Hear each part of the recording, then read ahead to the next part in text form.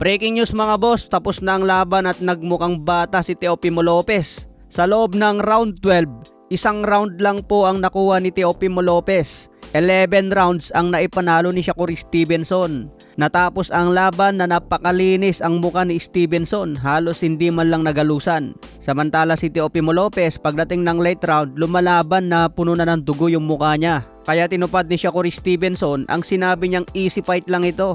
Napaka-relax ni Stevenson, minemaintain ang distansya. Ginagawa niyang pang-decoy ang jab. Kapag ginajab niya si Teofimo Lopez, alam niyang gaganti si Lopez kaya inaabangan niya agad. Pag atras ng konti ni Stevenson, bibitaw ulit ng jab o kaya left hand. Kaya hindi makapasok si Lopez mga boss dahil pa isa-isa lang din ang jab niya.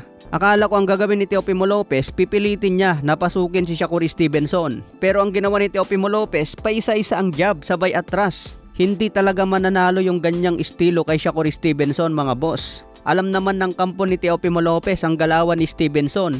Pero parang hindi napaghandaan mga boss. Naging easy fight lang kahit panoorin nyo yung highlights. Parang hindi sinubukan ni Teofimo Lopez na pilitin pasukin si Stevenson. Kung baga may pag-aalangan siya tuwing papasok kasi naka-counter. Tapos may mga pabiglang bitaw ng left straight si Stevenson.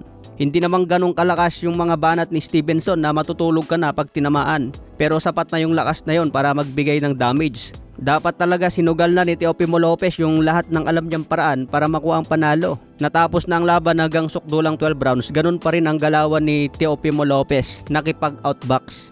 Kaya ang resulta, lopsided ang panalo ni Stevenson. Pagkatapos ng laban, inangasan agad ni Shakur Stevenson si Conor Benn.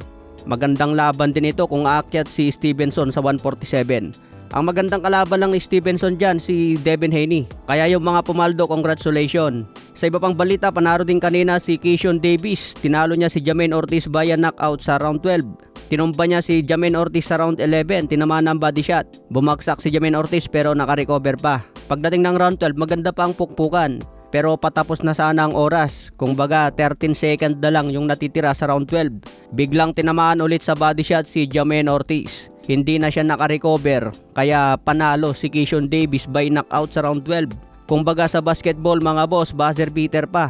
Dahil 13 seconds na lang ang natitira, na knockout pa. May bagong kartada na ngayon si Davis na 14 wins, walang talo at 10 knockouts. Habang si Jamaine Ortiz bumagsak ang kartada sa 20 wins, 3 loss at 1 draw. Ito ang unang laban ni Keyshawn Davis sa 140 pounds at nagbabalak na siya na umakyat sa 147. Sinabi niya agad kanina na target agad si Devin Haney. Kaya abangan natin yan si Keyshawn Davis kung ano ang magagawa pa sa welterweight.